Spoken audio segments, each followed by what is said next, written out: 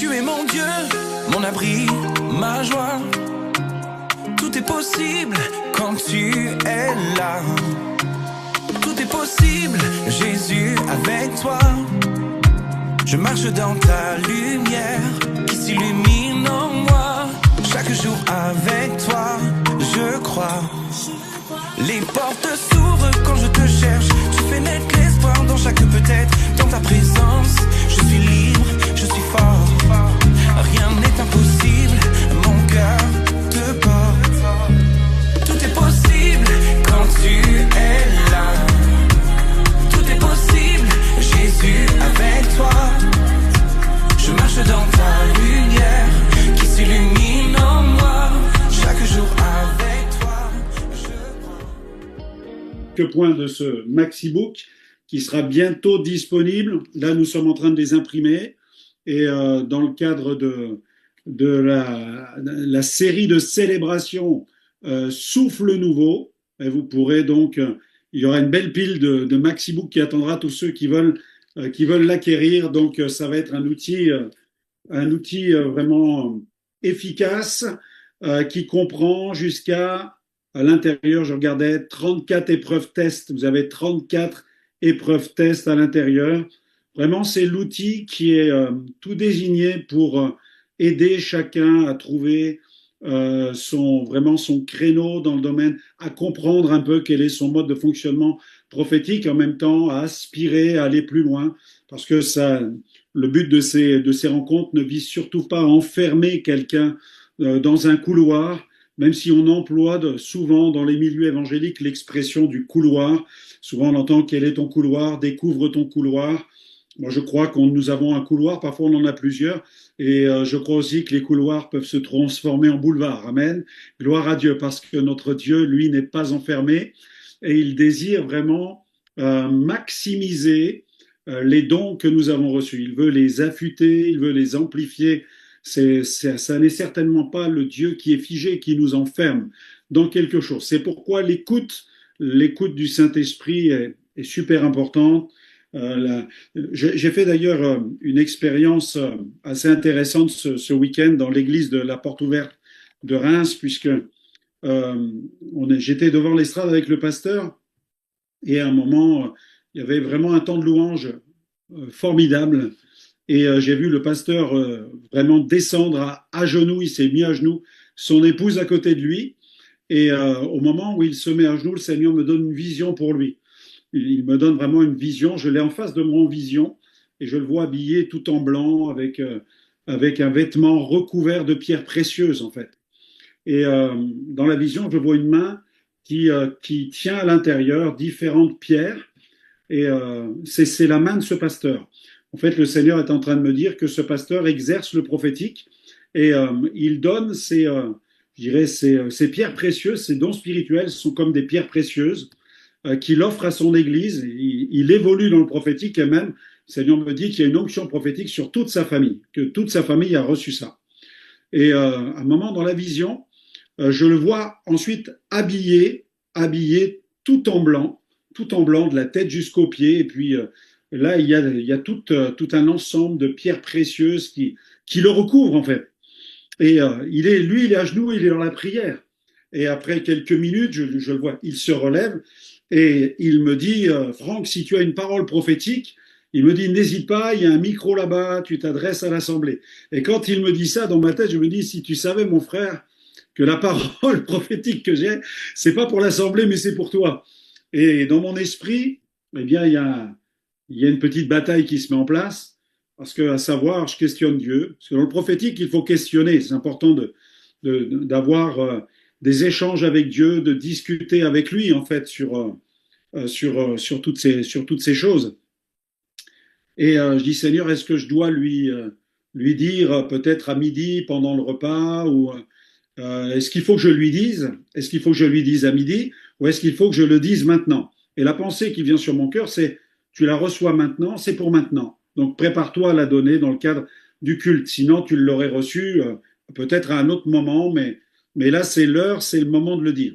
Alors, j'apporte ma prédication, puis à un moment, vers la fin du message, donc je m'adresse à lui devant l'assemblée et je dis à l'assemblée que j'ai une parole vraiment de bénédiction pour leur pasteur. Je le dis à l'église, j'ai une parole pour votre pasteur.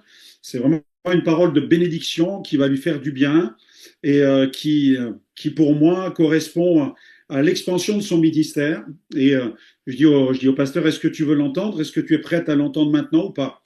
Voilà, parce que s'il me dit oui, donc la parole va être dite. Donc là, après, bon, bah, il doit assumer, en fait. Mais s'il me dit non, je préfère pas, bon, ben, je garde cette parole et je lui donne plus tard. Voilà, tout simplement. Il n'y a pas de problème, en fait. On est ensemble, c'est la famille de Dieu. Et je pèse les choses et lui aussi, je lui permets bien sûr de les peser parce que je veux surtout pas le prendre en otage. Ça serait pas bon de ma part. Mais j'ai cette conviction que c'est vraiment pour lui.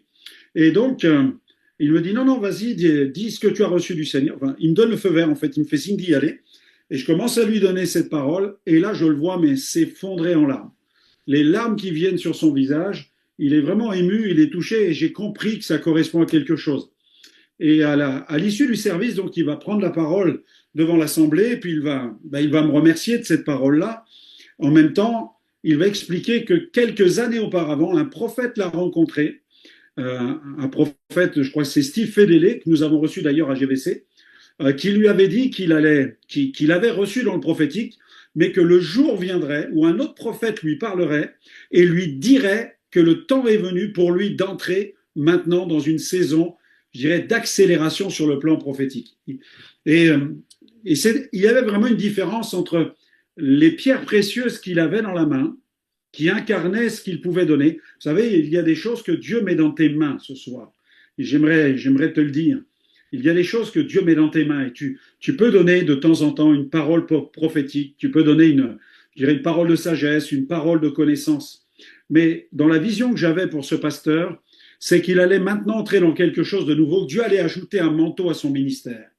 Et que ce manteau était recouvert de pierres précieuses. Donc il y a une différence entre donner quelques paroles prophétiques, quelques pierres précieuses, et être habillé du manteau prophétique, où là tu manifestes dans une plus grande mesure les dons spirituels, les charismes. Gloire à Dieu. Donc vraiment, je crois qu'il a été vraiment très touché. On a passé ensuite un bon repas au resto ensemble. On a bien discuté, on a bien sympathisé. Je l'ai invité à Troyes. Il va venir avec son épouse. J'espère au mois d'avril. On devrait le recevoir avec son épouse pour passer un bon moment. Et moi, maintenant, je suis connecté avec lui, puis je veux l'encourager dans le domaine, parce que je suis sûr que Dieu va lui donner une accélération dans le domaine de la parole prophétique. Donc, vous qui êtes là ce soir, attendez-vous à ce que le Saint-Esprit aussi, non seulement multiplie les pierres précieuses, non seulement il va les multiplier, ça correspond d'ailleurs à une parole que j'ai reçue par une sœur qui fréquente la plateforme. J'ai pu recevoir cette parole par le biais de Jean Sem aujourd'hui sur une vision qui a été reçue où le Seigneur allait arroser avec, je dirais, des paillettes d'or. Il allait déverser des paillettes d'or sur la communauté. Alors peut-être va-t-il le faire de façon tangible et réelle sous nos yeux, mais aussi il va, je crois, enrichir. Il va aussi enrichir l'Assemblée avec toute une somme, je dirais, de communication du Saint-Esprit. Et les dons spirituels que Dieu nous accorde sont vraiment des bijoux, des pierres précieuses qu'il donne à son Église. Et il y a en même temps les manteaux qu'il met sur les serviteurs et les servantes et qui va leur permettre d'exercer dans une plus grande mesure les dons spirituels. Donc, attends-toi à cela dans le domaine de ton service, quel que soit le domaine dans lequel tu es. N'hésite pas à demander davantage au Seigneur. Donc ce soir, on va parler de la puissance du prophétique et de la synergie des dons spirituels. Et je dirais que l'un des textes les plus fréquemment mal compris au sujet des dons spirituels se trouve dans l'épître de Paul aux Corinthiens, chapitre 12, versets 8 à 10. 1 Corinthiens 12, 8 à 10. L'apôtre Paul énumère la diversité des dons spirituels. Donc, il évoque les dons d'inspiration, les dons de révélation, les dons de puissance. Donc, trois catégories dont nous avons souvent parlé, mais je répète souvent les mêmes choses pour que chacun se construise, s'édifie, que chacun puisse véritablement être bâti Dans le domaine des dons spirituels, il y a les dons d'inspiration avec la prophétie, avec la diversité des langues et leur interprétation. Ensuite, on glisse vers une notion encore plus profonde avec le don de discernement des esprits, diakrisis en grec, c'est-à-dire percer à jour avec la parole de sagesse, la parole de connaissance. Et puis ensuite, on peut évoluer dans la puissance. Dans la puissance avec le don de foi qui est comme souvent je le compare à ce plateau qui soutient des dons de guérison. Donc dans le grec, la pensée c'est la guérison au cas par cas. Donc il n'y a pas. Alors il y a eu beaucoup d'interprétations sur des dons de guérison, comme si certaines personnes avaient reçu, je dirais, une capacité surnaturelle pour guérir telle ou telle maladie. Alors c'est pas faux, c'est pas faux. Je vais t'expliquer pourquoi. Si tu as été guéri du cancer, tu vas avoir une foi spéciale pour prier pour les cancéreux. Ok? Donc, ce qui fait que tu vas avoir beaucoup plus de fardeau pour ce type de cas. Donc, tu auras plus de foi pour ce type de cas. D'accord? C'est pareil, si tu es comme moi, que tu étais libéré des démons, dans mon ministère, très vite, j'ai chassé les démons. J'étais confronté à des sorciers, à toutes sortes de puissances de ténèbres, sans jamais avoir peur. J'ai eu des attaques nocturnes là-dessus, des visions, etc. Et c'est un peu un domaine dans lequel le Seigneur m'a aussi conduit. Donc tu peux avoir aussi, si tu as été guéri d'une infirmité, tu vas avoir une foi spéciale pour les infirmes. Donc ça, c'est une chose. Donc c'est une façon d'interpréter la guérison au cas par cas. Voilà. Mais il y a aussi la guérison au cas par cas, c'est-à-dire, là c'est un autre domaine que tu dois pouvoir explorer, c'est-à-dire que chaque guérison réclame aussi une approche tout à fait particulière au cas par cas. Voilà comment aussi interpréter ce domaine. Donc, certains vont être beaucoup plus utilisés dans tel domaine, dans tel type de maladie, et ils vont apporter la guérison. Mais il y en a d'autres qui comprennent ce passage en se disant, je ne vais pas m'enfermer, et au contraire, face à chaque maladie, je vais questionner le Seigneur et l'esprit de révélation va m'équiper et va m'aider pour que je puisse être utile afin d'apporter la guérison à telle ou telle personne. Donc, le don de foi, des dons de guérison au cas par cas et le don d'opération de miracle. Amen. Dans 1 Corinthiens 12, 8 à 10, à l'un est donné par l'esprit une parole de sagesse, à un autre une parole de connaissance selon le même esprit, à un autre la foi par le même esprit, à un autre des dons de guérison par le même esprit, à un autre l'opération de miracle, à un autre la prophétie, à un autre le discernement des esprits, à un autre diverses sortes de langues, à un autre l'interprétation des langues.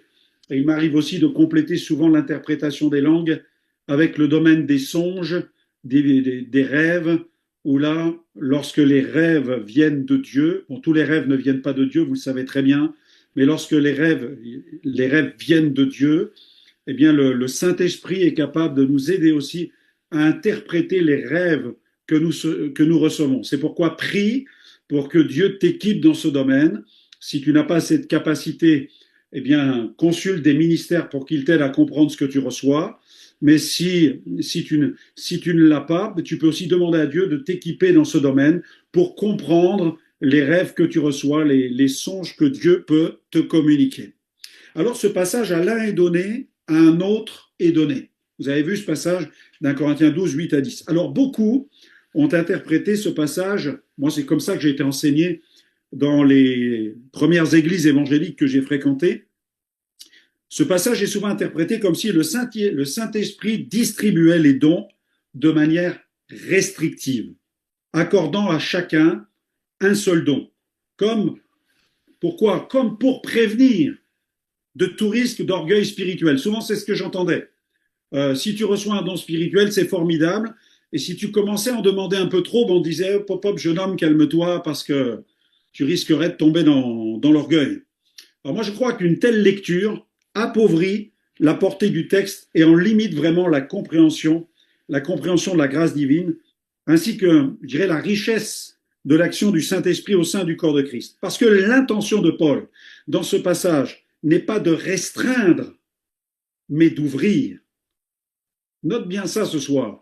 L'intention de Paul ne consiste pas en écrivant à l'un est donné, à l'autre est donné. Le but de l'apôtre Paul ne vise pas à restreindre, mais au contraire à ouvrir. Il met en lumière la diversité des manifestations spirituelles afin de montrer que chaque croyant est appelé à prendre part à cette dynamique du Saint-Esprit. L'Église devient alors l'espace où s'exprime la plénitude de Christ, non par uniformité, mais par complémentarité. C'est pourquoi l'expression à l'un, à l'autre ne signifie nullement qu'un croyant serait cantonné à un seul don. Elle souligne plutôt que les dons peuvent se manifester de manière multiple, selon les circonstances, selon les besoins, selon la direction souveraine du Saint-Esprit. Tu peux dire un grand amen à cela, parce que j'ai des preuves. Amen, amen, amen, amen, amen. Est-ce que tu as des preuves? Amen, gloire à Dieu. Alléluia, il y a des preuves de la parole de Dieu. Amen. Le Saint-Esprit ne distribue pas les dons avec méfiance.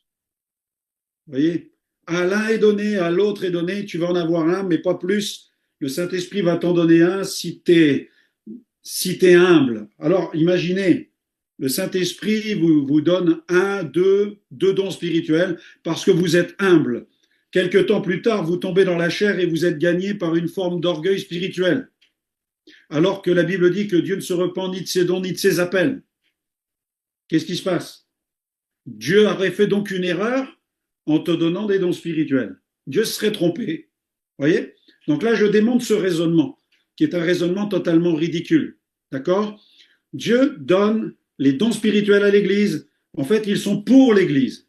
Il n'y a pas des dons, comme je l'ai entendu, parfois j'ai débattu avec des ministères, dans des mouvements, dans des écoles bibliques, avec des pasteurs qui me disent, mais les dons d'inspiration, c'est pour les chrétiens, dans l'église, dans le temple le dimanche matin, et les dons de révélation, c'est pour les ministères de prophètes, et les dons de puissance, c'est pour les évangélistes.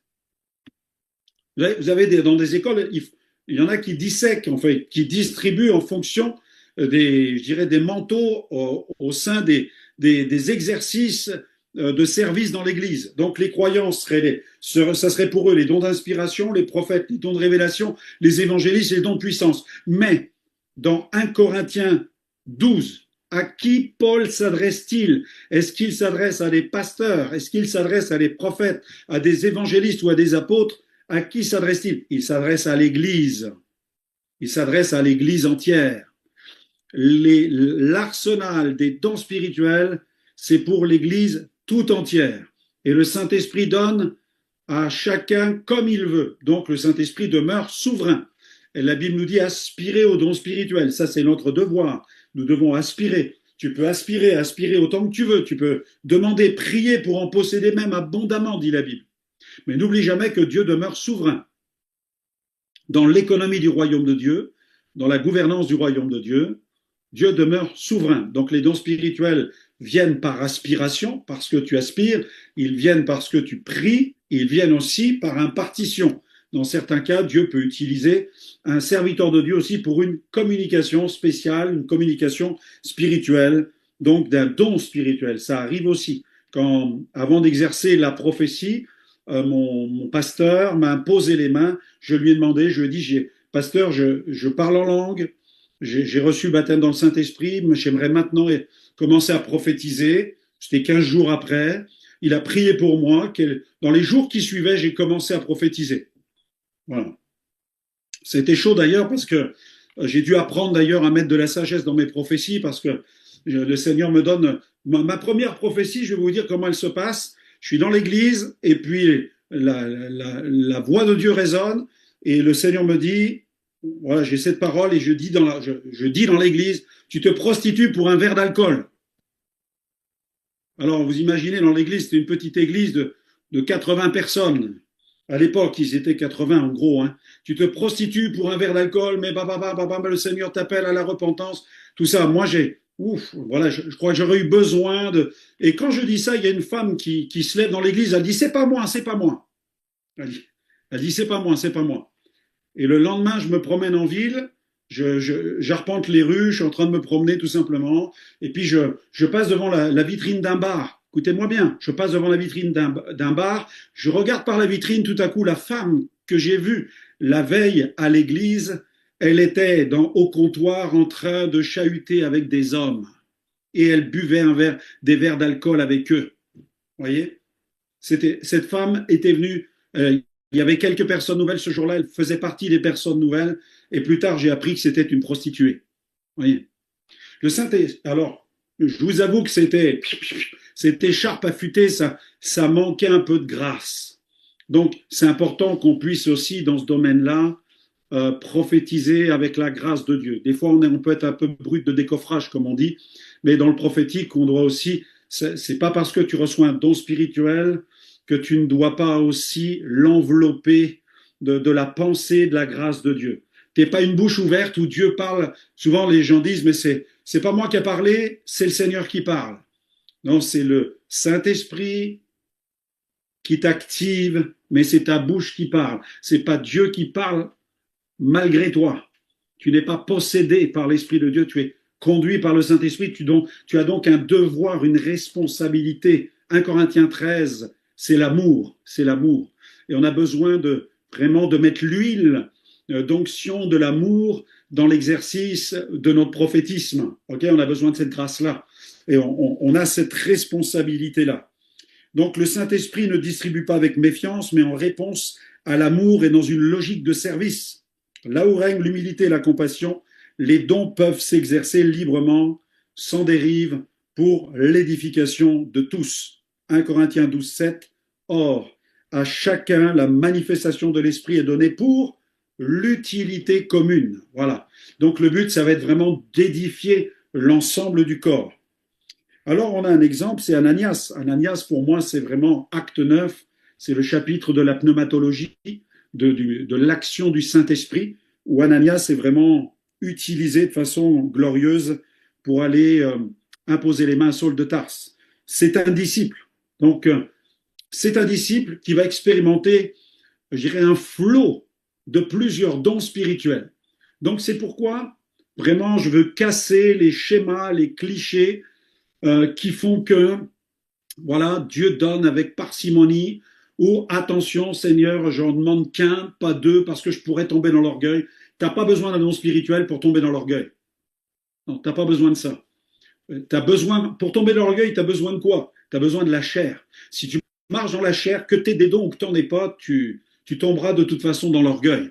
Ceux qui sont en Jésus-Christ ont crucifié la chair. Donc si tu veux vraiment exercer les grâces que Dieu te donne avec une acuité surnaturelle, avec vraiment une précision de plus en plus forte, sois rempli du Saint-Esprit. C'est pourquoi Paul dit « Soyez remplis du Saint-Esprit ». Dans Acte 9, versets 10 à 18, nous avons Ananias, le chapitre 9, qui est un modèle, je dirais, de synergie de dons spirituels. Plusieurs dons sont en mouvement. Alors imagine un flot, comme un courant d'énergie, en fait, comme un courant d'énergie.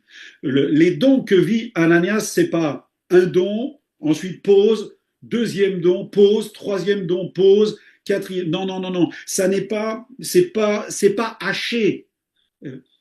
Ananias ne vit pas la dynamique des dons spirituels de façon hachée.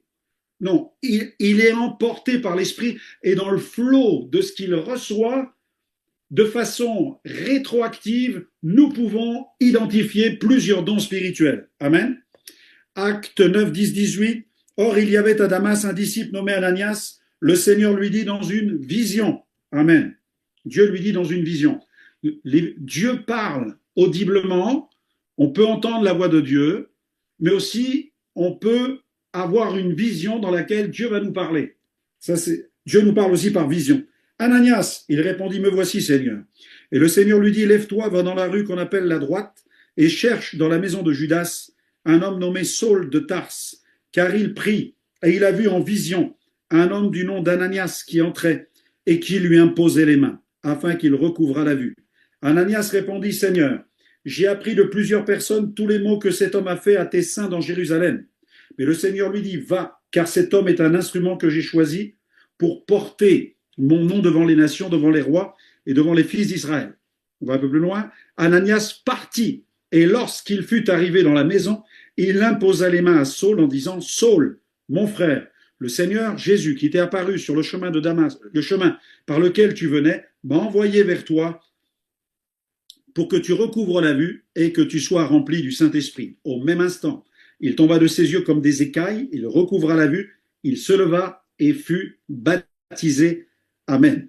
Donc là, si on analyse un petit peu la situation, Dieu vient rencontrer un disciple.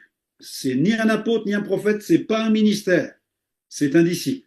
C'est-à-dire que dans la dynamique opérationnelle des dons spirituels, Dieu travaille avec les ministères, mais il travaille aussi avec tout racheté. Tout racheté peut s'attendre à être utilisé par le Saint-Esprit. Pourquoi Ananias a-t-il été choisi? J'imagine tout simplement qu'Ananias était quelqu'un qui était disposé, disponible, rempli du Saint-Esprit. Voilà.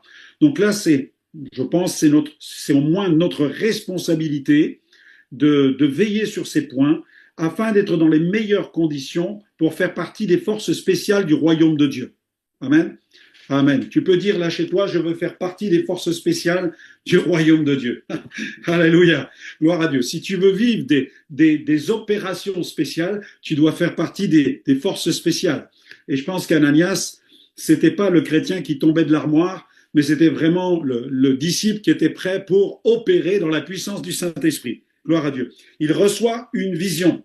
Voilà. Et le texte dit, alors il va exercer le don de foi. Et tu vas dire, mais pasteur, où est le don de foi dans cette scène? Où est-il? Eh bien, le texte dit, Ananias partit.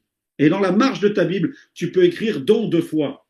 Tout simplement parce que pour quitter son appartement, traverser la ville, aller mettre ses mains sur la tête d'un homme connu comme étant un dangereux persécuteur de l'Église, je peux vous assurer que si vous n'avez pas le don de foi, vous n'irez pas. Ou alors vous avez le don de la folie, vous êtes fou, vous êtes un insensé. Mais il faut la foi pour remplir une telle mission. Là, tu peux mettre don de foi. Il n'est pas écrit Ananias exerça le don de foi, mais tes yeux peuvent le voir. Ensuite, il exerce le don de discernement des esprits, puisqu'il dit Saul, mon frère. Ça, c'est le discernement. Parce que c'est pas une formule de politesse. Vous savez, comme on peut avoir entre certaines communautés, quand des Juifs se rencontrent, et mon frère, comment tu vas? Quand des Maghrébins se rencontrent, et mon frère, ou des Noirs se voient, et mon frère, parce qu'il y a un lien ethnique entre eux. Vous voyez? Là, il ne s'agit pas de cela. Quand il est dit Saul, mon frère, en fait, Ananias lit, il perce à jour, il sait déjà dans son fort intérieur que l'homme qui est en face de lui, c'est un membre du royaume de Dieu. C'est un agent du royaume de Dieu. C'est un racheté. Pour ça, il dit Saul, mon frère. Là, vous avez déjà deux dons spirituels. Le don de foi, le don de discernement des esprits. Attention, le don de discernement des esprits ne sert pas uniquement à discerner les démons ou les anges. C'est percer tout type d'esprit.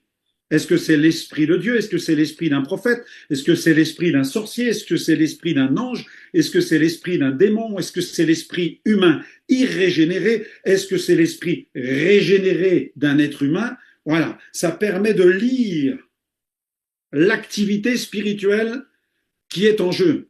Trop souvent, dans les enseignements sur les dons spirituels, j'ai entendu certains qui disaient le don de discernement, c'est pour les démons. Non, non, c'est pour discerner toute l'activité spirituelle.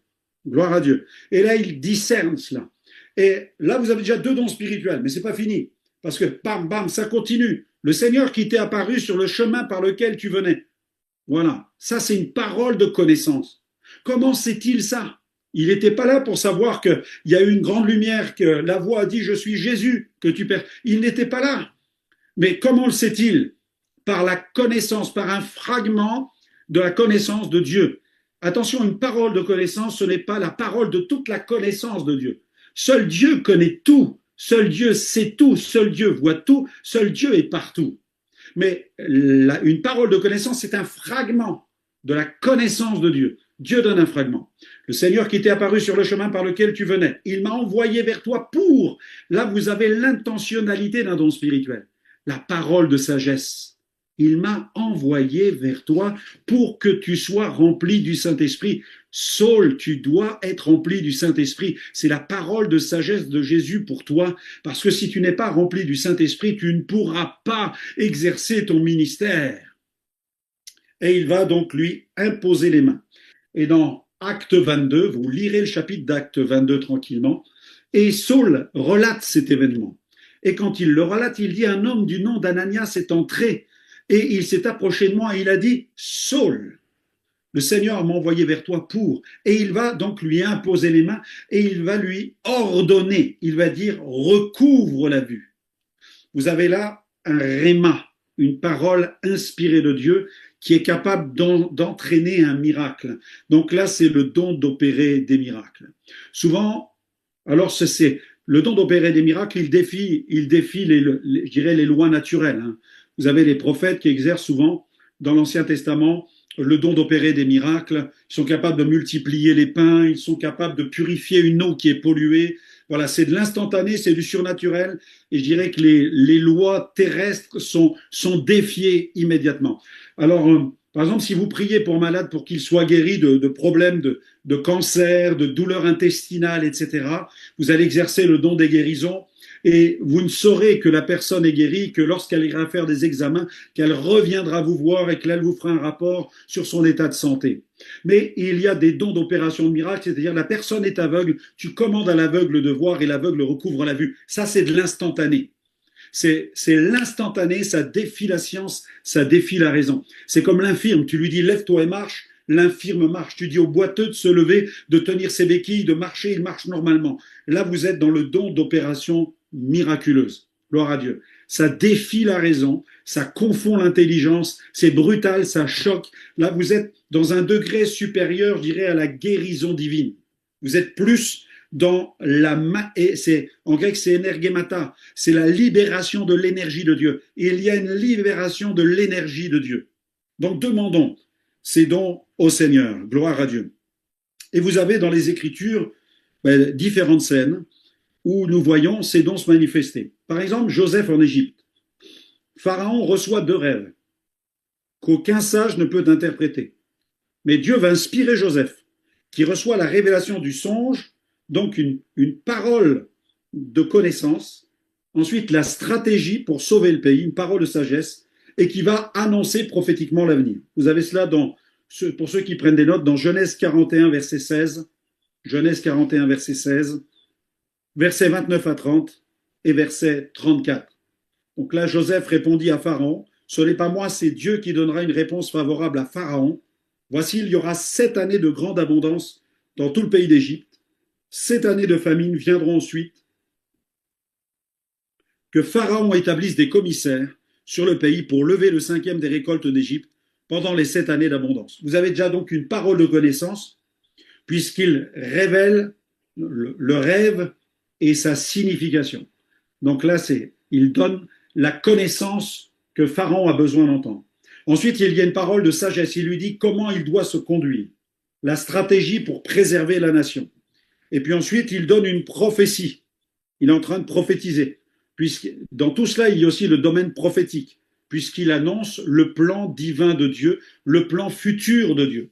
Donc, on est dans le domaine prophétique. Nous sommes dans une prophétie qui contient des paroles de connaissance et des paroles de sagesse. Et Joseph devient l'instrument du salut pour des nations entières ensuite, parce que le pays d'Égypte va être en bonne santé, l'Égypte va devenir l'instrument de la bénédiction de plusieurs nations. Ok ? Vous avez aussi Jésus et la femme samaritaine. Voilà là aussi plusieurs dons spirituels. Jésus se tient en puits de Jacob et il va révéler le passé de la femme par une parole de connaissance. Tu as eu 5 maris. Et puis, il va lui donner une parole de sagesse. Il va orienter sa vie spirituelle. Jésus lui dit, va, appelle ton mari, viens ici. La femme répondit, je n'ai point de mari. Jésus lui dit, tu as eu raison de dire, je n'ai point de mari, car tu as eu 5 maris. Et celui que tu as maintenant n'est pas ton mari. En cela, tu as dit vrai. Donc, au puits de Jacob, Jésus révèle le passé de cette femme. Il lui donne donc une parole de connaissance. Il lui enseigne ensuite la véritable adoration. Ça, c'est la parole de sagesse. Il lui dit comment il faut adorer. Il faut adorer en esprit et en vérité. Et il lui annonce un nouvel ordre spirituel, puisqu'il est en train de lui dire, l'heure vient, dans Jean 4, 23, mais l'heure vient, elle est déjà venue, où les vrais adorateurs adoreront le Père en esprit et en vérité. Ce sont là les adorateurs que le Père demande. Donc là, Jésus est en train de prophétiser la saison de l'Église. Il prophétise sur l'âge de l'Église. Donc dans ce simple entretien, vous avez parole de connaissance, parole de sagesse et prophétie. On continue. Pierre et Jean sont au temple. Et là, il y a un homme boiteux qui est en train de mendier. Pierre déclare sa guérison, il va déclarer sa guérison au nom de Jésus-Christ et l'homme va se lever et marcher. Dans Acte 3, versets 6 à 7, Pierre dit, je n'ai ni argent ni or, mais ce que j'ai, je te le donne. Au nom de Jésus-Christ de Nazareth, lève-toi et marche. Et le prenant par la main droite, il le fit lever. Au même instant, ses pieds et ses chevilles devinrent fermes. On a là le don de foi. Pierre est soutenu, supporté par le don de foi. Vous savez, vous pouvez être porté par le don de foi, mais il vous faut le don d'opérer des miracles aussi. Parce qu'à un moment, il faut que la bouche s'ouvre. Tu peux être porté par un don de foi, mais tu as besoin de cette dynamique du don d'opérer des miracles pour déclarer à quelqu'un que le moment est venu pour cette personne de se lever à sa place et de marcher. Vous avez une autre scène. Paul et la servante qui est possédée. Dans Acte 16, verset 18. Une servante possédée par un esprit de divination qui suit Paul à Philippe. Et l'apôtre va discerner l'esprit et va le chasser. Vous avez donc le don de discernement des esprits. Paul lit. Il arrive à décrypter que cette femme est tenue par un mauvais esprit. Don de discernement. Et il est porté par le don de foi. C'est là on voit la synergie entre les dons spirituels. C'est-à-dire que la foi vient de ce qu'on entend et ce qu'on entend vient de la parole de Dieu. OK? Mais Dieu nous parle. Dieu nous parle par des révélations. Et le don de discernement fait partie des dons de révélation. Quand le Saint-Esprit te révèle qu'il y a un démon, écoute-moi bien, c'est très important parce que là, ça va te donner une explication. C'est-à-dire que quand l'Esprit te révèle qu'il y a un démon, ça crée de la foi chez toi. Réfléchis quelques instants. Ça produit de la foi. Parce que tout à coup, tu sais c'est quoi le problème. Parce que l'esprit t'éclaire, donc l'esprit te parle. Et là, le don de discernement, qui est un don de révélation, eh bien, va produire de la foi. C'est pareil. Quand Dieu te donne une parole de sagesse, ça produit de la foi. Quand Dieu donne une parole de connaissance, ça produit de la foi. Il y a synergie entre tous ces dons spirituels. Peut-être que tu te dis, mais en fait, je n'exerçais que la parole de connaissance pour quelqu'un. Détrompe-toi. Si tu as reçu la parole de connaissance et que tu as parlé à quelqu'un pour l'activer, tu as exercé aussi le don de foi. Tu as exercé déjà 2 dons spirituels. Tu comprends? Et si la personne a été guérie derrière, tu as exercé aussi le don des guérisons. Des fois, nous, parce qu'on est hyper cloisonnés en fait. On est enfermés dans nos boîtes. C'est-à-dire que nous, on voit les dons spirituels, quand on lit Paul, on a l'impression que tout est saccadé, que tout est découpé, et que Dieu donne morceau par morceau un don spirituel. Là, l'histoire d'Ananias que nous avons lue, c'est un flot. Il faut que tu penses un peu, imagine, comment je peux t'expliquer ça? Imagine peut-être un gros câble, un câble énergétique, tu sais, comme les câbles, vous savez, il y a des gens, ils servent avec le cuivre. Vous avez déjà vu les gens qui servent avec le cuivre? Les mairies sont pas très contentes de ça, parce qu'il y en a qui volent le cuivre. C'est des gros câbles épais comme ça. Mais imagine le gros câble dedans, regarde. Je mets la parole de connaissance, je mets la parole de sagesse. Tu vois, je vais ajouter dedans les dons spirituels dont parle l'apôtre Paul. Imagine, les 9 dons spirituels sont à l'intérieur. Eh bien, quand il y a l'énergie de Dieu qui est libérée, eh bien, plusieurs de ces dons vont s'activer en même temps. Waouh, alléluia. Amen, amen. Plusieurs de ces dons vont s'activer en même temps. Ne vois pas les dons, alors, ne vois pas les dons dissociés, comme ça, un autre là, puis l'autre là, puis l'autre là, puis l'autre là. Tu vois l'image? Voilà. Un jour, je vais avoir celui-là, un autre jour, j'exercerai ce don-là, puis après ce don-là, puis un autre jour, si Dieu le permet, celui-là. Non, c'est que tu as un câble d'énergie surnaturelle. Dedans, il y a tous les dons dans ce câble. Toi, tu dois aspirer à la libération totale de toute cette énergie. Peut-être que tu n'as pas encore eu toute l'énergie. Tu sais, c'est un petit peu comme le flux Internet. Tu peux fonctionner avec un flux inférieur et puis tu peux passer à la 4G, la 5G et puis aller même au-delà de tout ça. Imagine, tu as la 9G. Je sais pas où on en est aujourd'hui au niveau des G. Mais imagine, tu as les 9 dons spirituels, tu as les 9G. Bam. Voilà. C'est que si tu aspires à tout ça, tu peux prétendre être utilisé de telle manière que tout le flot pourrait un jour s'exercer dans ton ministère, dans ton service avec Dieu. Et tu peux le vivre même parmi les conseillers quand tu pries pour quelqu'un. Tu peux le vivre à l'hôpital si tu vas prier pour quelqu'un. Tu peux le vivre si tu pries pour un collègue à la sortie de l'usine. Peu importe l'endroit. Peu importe. Certains ont tous les clichés sur les dons, mais les dons sont enfermés dans l'église et on les exerce le dimanche matin. Et moi, j'entendais ça, on nous a formés avec ça. Seuls 3 dons spirituels le dimanche matin. Et nous en étions arrivés à compter le nombre. Et quand il y en avait eu 3, une prophétie, une parole, peut-être un parler en langue, une interprétation, ça faisait 3. On disait stop, stop, stop, plus de dons spirituels. Parce que là, on va s'égarer, on va s'égarer. Non, non, on va tomber dans l'orgueil. Ce qui fait qu'on enferme l'action de Dieu. Mais Ananias, il n'est pas dans le temple. Ça veut dire qu'il y a des problèmes théologiques.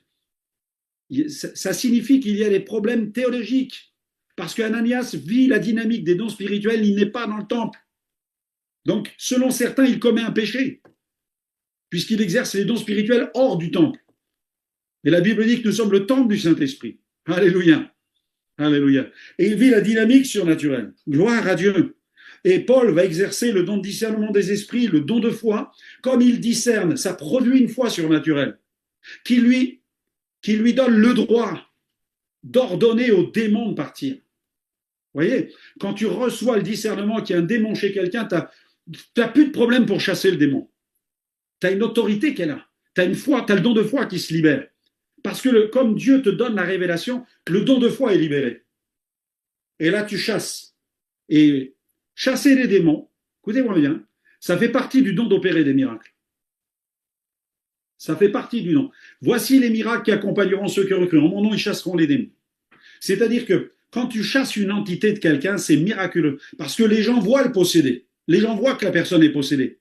Et parce que tu parles et que tu chasses, tout à coup, les gens sont face à une personne qui était tourmentée par les démons et qui tout à coup est totalement libérée. D'accord ? Donc ça fait partie aussi du don d'opérer des miracles que de chasser des démons. Et chaque chrétien est appelé à chasser des démons. Ce qui veut dire que chaque chrétien peut prétendre dans son service avec Dieu exercer le don d'opérer des miracles. Gloire à Dieu. Je sais que ça va flanquer la migraine à certains serviteurs de Dieu qui pensent que c'est non, non, non, frères et sœurs, le don d'opérer des miracles, c'est fait pour Reinhard Bonnke qui prêchait en Afrique sur les estrades. C'est fait pour les méga évangélistes dans les méga crusades. Non, non. Chaque chrétien qui va chasser un démon, il exerce le don d'opérer des miracles. Gloire à Dieu. Donc, voilà, c'est ton merveilleux potentiel. Alléluia. Élisée et la veuve. Une veuve est accablée par les dettes, elle consulte Élisée, le prophète lui donne une instruction divine qui mène à un miracle de multiplication. 2 Rois 4, versets 3 à 4 et verset 6. Et Élisée lui dit, va demander au dehors des vases à tous tes voisins, des vases vides, n'en demande pas un petit nombre. Quand tu seras rentré, tu fermeras la porte sur toi et sur tes enfants. Tu verseras dans tous ces vases, tu mettras de côté ceux qui seront pleins. Et ensuite, la Bible dit, l'huile s'arrêta. Vous avez là une parole de sagesse. Parce que le prophète donne une parole de sagesse. Vous savez, les prophètes, ils peuvent donner des paroles de sagesse. Il n'y a pas que des paroles de connaissance, il y a des paroles de sagesse importantes. Voilà ce que tu vas faire. Il lui donne le conseil. Et puis, il va exercer le don des miracles en multipliant l'huile. Donc, le prophète expérimente plusieurs dons spirituels. Parole de sagesse pour la femme, mais aussi don de foi, parce qu'il sait qu'il va exercer le don d'opération des miracles. Vraiment, le don de foi, il circule avec le don des guérisons et avec le don d'opérer des miracles.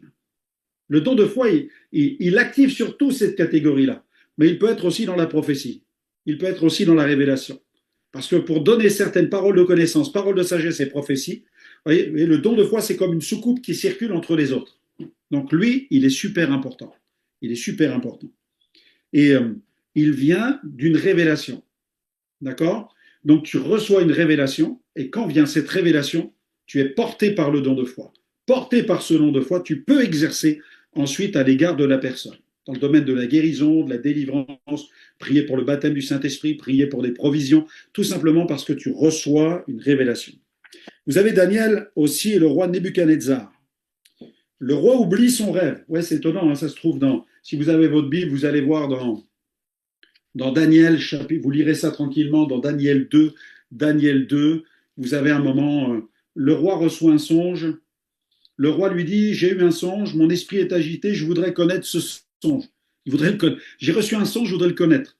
Les Chaldéens répondirent au roi en langue araméenne, ô roi, vie éternellement, dis le songe à tes serviteurs. Le roi reprit la parole et dit aux Chaldéens, la chose m'a échappé. Incroyable en fait. En fait, il a oublié il a reçu un songe, il l'a oublié. Il sait plus ce que c'est en fait. Il y a comme une amnésie qui lui tombe dessus. Il y a comme une amnésie. Et il va avoir besoin de quelqu'un qui va lui dire le vrai songe afin que lui, ça fasse écho avec ce qu'il a reçu. Donc là, le secret va être révélé à Daniel dans une vision pendant la nuit.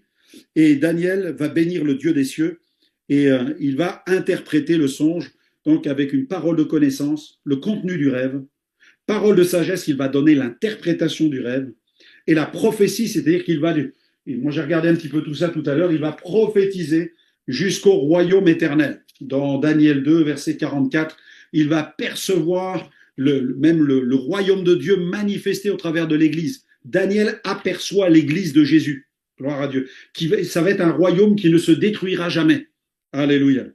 Vous avez ensuite Nathan et David. Vous savez, dans tout... Moi, je vous invite, lisez toute la Bible. Faites-le cette nuit, toute la Bible. Non, je rigole, c'est une blague. Mais lisez la Bible cette année, faites l'exercice. Tous les miracles, décryptez-les et notez dans la marge tous les charismes, toutes les manifestations du Saint-Esprit. Vous allez voir, vous allez découvrir comment les choses s'emboîtent, comment les choses se mettent en marche. Nathan et David. Après sa faute, David est confronté par Nathan, qui expose son péché et annonce le pardon. 2 Samuel 12, versets 7 et verset 9. Nathan dit à David, tu es cet homme-là. Ainsi parle l'Éternel, le Dieu d'Israël. Je t'ai oint pour roi sur Israël. Pourquoi donc as-tu méprisé la parole de l'Éternel en faisant ce qui est mal à ses yeux? 2 Samuel 12, verset 13. J'ai péché contre l'Éternel et Nathan dit à David, l'Éternel pardonne ton péché, tu ne mourras point. Donc là, vous avez une parole de connaissance. Le prophète révèle le péché qui est caché. Voilà. Il révèle ce péché. Donc David est mis à nu à cause du péché avec Bathsheba. Et il y a le discernement du cœur du roi. Il exerce le don de discernement de Nathan. Il dit, tu es cet homme-là. Pourquoi as-tu méprisé? Il discerne qu'il l'a méprisé. Et en même temps, il va lui dire, l'Éternel pardonne ton péché, tu ne mourras point. C'est une prophétie. Tu ne mourras point. Donc il est en train de lui dire, voilà, tu vas survivre à l'épreuve que tu es en train de traverser. Allez, on continue. L'église d'Antioche, direction prophétique et envoi apostolique. Les prophètes et les docteurs sont en train de jeûner, sont en train de prier. Le Saint-Esprit parle et il va mettre à part Barnabas et Paul pour l'œuvre missionnaire. Acte 13, versets 2 à 3. Pendant qu'ils servaient le Seigneur dans leur ministère et qu'ils jeûnaient, le Saint-Esprit dit, mettez-moi à part Barnabas et Saul pour l'œuvre à laquelle je les ai appelés. Après avoir jeûné et prié, ils leur imposèrent les mains et ils les laissèrent partir. Donc là, vous avez une parole prophétique, c'est la révélation du plan de Dieu. Ils sont appelés pour un ministère tout à fait particulier. Ensuite, il y a une parole de sagesse qui est donnée. Mettez à part pour l'œuvre. Ensuite, un don de foi, puisqu'il va y avoir l'obéissance. Ils vont partir avec ce don. Parce que pour partir en mission, il faut aussi être supporté par le don de foi. On ne peut pas partir en mission. Voilà, c'est pas du tourisme, la mission. C'est important quand on part en mission d'être porté par la foi. Surtout dans les missions ultra sensibles où là, il partait pour des semaines, pour des mois de tournée missionnaire. Donc là, il faut être porté par un don de foi. Moi, j'ai vu certaines missions dans lesquelles je suis allé. Il a fallu que Dieu me parle. Et là, Dieu leur parle par la parole prophétique pendant qu'ils servent le Seigneur, et qu'ils jeûnent, le Saint-Esprit dit. Donc, il y a la conviction que c'est Dieu qui parle. C'est le Saint-Esprit qui dit. Voilà, c'est vraiment une parole. Tout le monde a cette conscience commune que la parole vient du Saint-Esprit. Ce qui fait que ça va produire de la foi chez ceux qui la reçoivent. Donc Paul et Barnabas sont vraiment portés par cette parole, puisque le Saint-Esprit le dit qu'il y a l'approbation commune, ils sont portés par la foi. Donc ils répondent à cet appel par la foi. Ensuite, vous avez Jésus qui est ému de compassion. Dans Matthieu 14, 14, voilà un autre exemple. Étant sorti, Jésus vit une grande foule, il fut ému de compassion pour elle et il guérit les malades. Voyant la foule malade, Jésus est saisi de compassion et il va guérir les malades. Il va exercer le don de guérison, il va rétablir, il va restaurer, il va délivrer, exercer le don d'opérer des miracles parce qu'il est saisi de compassion. Pourquoi? Parce qu'il voit au Père ce qu'il doit faire sur la terre. Donc il a cette vision de ce que le Père veut accomplir. Donc Jésus était porté constamment par le don de foi. Parce qu'il faisait ce qu'il voyait être fait au Père. Ça, c'est important qu'on le comprenne. Dire que peut-être quelqu'un peut se dire, mais pourquoi Jésus avait tant de miracles, tant de guérisons, Mais en fait, il faisait ce qu'il voyait. Donc comme il voyait dans la communion avec le Père ce qui allait se produire, Jésus était dans la foi. Ça nous ramène, nous, face à notre propre communion avec Dieu. C'est-à-dire que si nous voulons plus de foi, il faut que nous ayons plus d'intimité avec le Père, plus de relations intimes avec lui, afin que cette relation soit source de révélation, de parole, et cette parole va produire de la foi, sur laquelle je vais m'appuyer pour exercer mon service, dans le discernement, dans la guérison, dans la délivrance, etc. OK? Autre exemple, Paul est le boiteux de Lystre, par exemple. Paul prêche à Lystre et un homme infirme de naissance l'écoute et l'homme est en train de croire. Paul le regarde dans Actes 14, versets 8 à 10. À Lystre se tenait un homme impotent des pieds, infirme de naissance, qui n'avait jamais marché. Il écoutait parler Paul. Bien-aimé, la foi vient de quoi? Elle vient de ce qu'on entend. L'homme écoute parler Paul. Donc vous avez une synergie de plusieurs choses. Il y a la foi de cet homme. Puisque cet homme écoute Paul, la prédication de Paul libère la foi chez lui. Donc il peut expérimenter la guérison par la foi. Ensuite, Paul le voit et il discerne, don de discernement. Puisque Paul voit qu'il a la foi pour être guéri. Ça ne peut être que le don de discernement des esprits. Paul discerne que l'esprit de cet homme est bon et propre pour expérimenter la guérison. OK? Donc vous avez la foi de cet homme énergisée par la prédication de Paul, mais vous avez aussi Paul qui voit cet homme et qui discerne. Et voyant qu'il avait la foi pour être guéri, il fixe les yeux sur lui et il lui dit d'une voix forte. Donc là, il va exercer le don d'opérer des miracles. Lève-toi droit sur tes pieds. Il se leva d'un bond et il marcha. Vous avez donc là la synergie de plusieurs choses. La foi d'un homme, le discernement d'un apôtre, la foi d'un apôtre et le don d'opérer des miracles d'un apôtre. Vous avez donc là cette dynamique surnaturelle qui permet de cueillir un merveilleux miracle. Gloire à Dieu. Vous avez une autre scène avec Paul et le père de Publius. Là, c'est la compassion qui va ouvrir la visitation du ciel. Dans Acte 28, versets 8 à 9, c'est sur l'île de Malte. Paul prie pour le père de Publius qui est malade. Il lui impose les mains, il le guérit.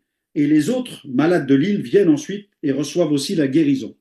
Donc le père de Publius était alors au lit, malade de la fièvre et de la dysenterie. Paul se rendit auprès de lui et après avoir prié, il lui imposa les mains et le guérit. Vous avez remarqué, là il y a un point important. Après avoir prié, il lui imposa les mains. Dans cette situation, Paul a eu besoin de prier. Parce qu'il y avait des barbares. Donc, Paul a questionné Dieu. Parce qu'il voulait savoir, je pense dans ce moment-là, il a dit, Seigneur, là c'est chaud. Il a dû dire à Dieu, on a besoin d'un miracle. Parce que si ça ne se passe pas bien, comment les habitants de cette île vont-ils nous recevoir? Et puis en même temps, je prie Dieu parce qu'il y a derrière la maladie de cet homme la clé qui ouvre la porte sur un réveil pour l'île de Malte. Vous voyez? C'est pourquoi il prie. Et là, donc, il va prier, il va imposer les mains, il va le guérir. Donc, vous avez une parole vous avez le don de foi qui est là. Donc vous avez d'abord la prière. Et comme il prie, je peux vous dire une chose, Dieu lui a répondu. Voilà. C'est pas écrit dans le texte. Mais puisqu'il a prié derrière, c'est qu'il a su de la part de Dieu qu'il pouvait maintenant procéder à l'imposition des mains. Donc il y a là la prière, il reçoit de Dieu une parole, donc parole de connaissance, même si c'est pas écrit dans le texte, je peux vous le dire, parce que ça fonctionne comme ça obligatoirement. Il reçoit une parole de connaissance ou une parole de sagesse qui le pousse à agir. Donc, prière, parole de connaissance, don de foi. Don de foi, il impose les mains, guérison, don des guérisons. Et derrière, vous avez un mouvement de masse puisque tous les gens viennent pour se faire guérir. Alléluia, gloire à Dieu. Vous voyez qu'avec un don spirituel, donc avec une synergie de plusieurs dons spirituels, vous pouvez enclencher un process qui va toucher plusieurs personnes, toute une famille, tout un quartier, toute une ville. Voilà, c'est possible. C'est là où les dons sont extrêmement puissants. Je terminerai par là et ensuite on va échanger un petit peu ensemble pour ceux qui le souhaitent. Vous avez à Lide, Pierre rencontre Aîné, paralytique depuis 8 ans. Moi, j'ai vu un homme au Pérou, un maçon, un couvreur qui était tombé d'une toiture sur la colonne vertébrale, infirme, aucun espoir de même rééducation, rien à faire. L'homme était colonne vertébrale brisée, infirme à vie. Et pendant la prédication, donc les gens, je vois tous les infirmes, les lits qui rentrent, ils mettent les nattes, les matelas, le stade est rempli dans la ville de Sechura, ça devait être dans les montagnes, dans les hautes montagnes du Pérou en fait. Et là, je lance l'appel, les gens viennent et tout à coup c'est boum, une explosion parce que là, un homme a entendu la parole. Donc là, c'est là où il y a une différence entre les dons spirituels qu'on peut exercer. Dans certains cas, j'ai dit à l'infirme, lève-toi et marche, ou à l'aveugle, ouvre les yeux. Voilà. Donc il y a des guérisons qui vont être activées par les dons spirituels, mais il y a des guérisons qui sont la résultante de la foi. L'homme m'a entendu prêcher, alors j'ai prononcé des paroles d'autorité pendant la prière, certainement, parce que je le fais systématiquement, mais l'homme, lui, s'est levé, mais je n'ai pas eu d'interaction directe avec lui. Vous voyez ce que je veux dire? Dans certains cas, on peut avoir une interaction directe avec un infirme, mais dans d'autres cas, la foule est au bénéfice de la prédication de la foi qu'ils entendent. Comme à Madagascar, à Antsirabe, quand les différents infirmes se sont levés les uns après les autres, ils n'étaient pas capables de marcher, ou alors près du lac de Kongoussi, les gens se lèvent d'un coup comme ça. Voilà. Mais parce que les gens ont entendu la parole. La foi vient de ce qu'on entend, et ce qu'on entend vient de la parole de Christ. Donc c'est pourquoi annoncer la parole est extrêmement important, parce que certaines personnes sont appelées à expérimenter leur propre guérison en activant leur foi. Et d'autres sont appelés à expérimenter leur guérison par votre moyen, par vous. Vous allez être le canal, vous allez être le câble au travers duquel l'énergie de Dieu va être libérée. Et ça, c'est extraordinaire. C'est-à-dire que Dieu nous montre que sa dynamique opérationnelle n'est pas enfermée dans un seul mode opératoire, mais que Dieu, lui, s'affranchit en fait de nos limites, de nos clichés, de nos stéréotypes.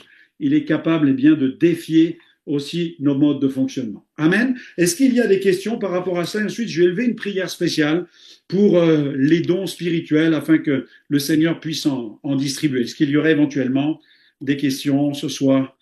Ok. Kerline? Bonsoir, bonsoir, Pasteur Franck, bonsoir tout le monde. Merci encore pour cet enseignement. La question, c'est que je me suis au fait arrêtée sur un moment où tu parlais de la parole de connaissance et la parole de sagesse. Et je voudrais savoir quelle est la différence entre la parole de connaissance et la parole de sagesse. Très bonne question, et souvent il y a confusion. Alors, pour être assez simple, moi souvent je prends l'exemple d'Ananias. Regarde, il dit à Saul, le Seigneur qui t'est apparu sur le chemin par lequel tu venais. Tu vois, ça, c'est de la connaissance. Ça, c'est une connaissance. En fait, Ananias possède ce fragment de connaissance. Donc, il lui dit, quand tu dis à quelqu'un quelque chose qu'il a fait ou qui lui appartient, quand tu dévoiles quelque chose que lui connaît, mais que toi, tu ne connais pas, c'est une parole qui donne une connaissance surnaturelle. Alors il continue en disant, il m'a envoyé vers toi pour que tu sois rempli du Saint-Esprit. Là, regarde, il s'agit beaucoup plus d'une intentionnalité. On a plus de la sagesse. Il m'envoie vers toi pour quelque chose de spécial. Donc là, il n'est pas en train de révéler une connaissance avec des détails précis, comme le nom d'une personne, comme parfois certains prophètes peuvent le donner avec une extrême précision. Voilà, des choses qui sont extrêmement précises. Donc là, c'est la parole de connaissance, mais la parole de sagesse, elle va conduire la personne vers quelque chose qui lui est très important. Et l'important pour Saul, c'était d'être rempli du Saint-Esprit. Il fallait qu'il le soit. Sinon, son ministère, voilà, n'aurait pas connu la complétude qu'il aurait dû connaître. Il faut qu'il vive tout ça. OK? Tu comprends un peu la nuance. C'est des nuances. Parfois, les deux se confondent. Les deux se confondent. Parfois, ça peut se mélanger dans une parole prophétique. Hein. Nous, on découpe un peu pour essayer de faire comprendre à chacun, mais il y a de la connaissance, un fragment de connaissance qui est là. Des fois, c'est un mot, un mot. Moi, j'ai donné souvent des mots. Hein. Souvent, moi, c'est un mot. Pam, pam. Et les personnes sont vraiment, comme j'avais dit, pour un missionnaire, un pays, pour un tel, une adresse, des choses qui sont très précises. Un mot. Parfois, il n'y a pas besoin d'une grande phrase.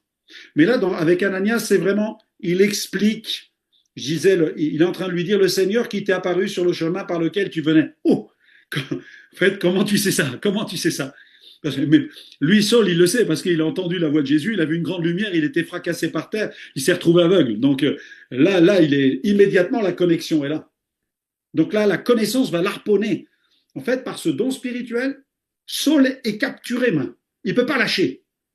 Donc, il peut envoyer le reste. Il m'a envoyé vers toi pour que tu sois rempli du Saint-Esprit. Voilà. Ça veut dire que Paul est en transition. C'est pour ça que quand il dit Saul, mon frère, la parole, elle comprend du discernement sur le fait que Saul est en train de changer de camp. D'ailleurs, il jeûne, il prie. Hein. Il est dans le jeûne et la prière. Il est vraiment dans un état en fait, il est KO parce qu'il a entendu la voix du Christ. Il est en train de basculer du